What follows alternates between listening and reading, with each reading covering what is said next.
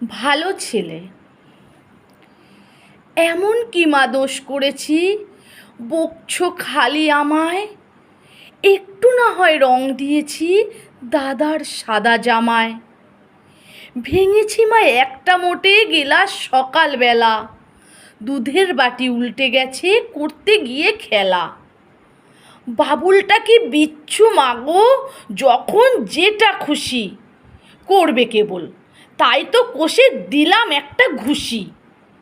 কানটা ধরে যেই বলেছি আর করবি বল, অমনি দেখো ছিচকাদুনের মিথ্যে চোখের জল। বনের মোজায় একটু শুধু গোবরে পোকা ভরে দিয়েছি, তাই বলে আমায় বকবে অমন করে? শুধু শুধুই আমার পরে রাগ করো মা তুমি।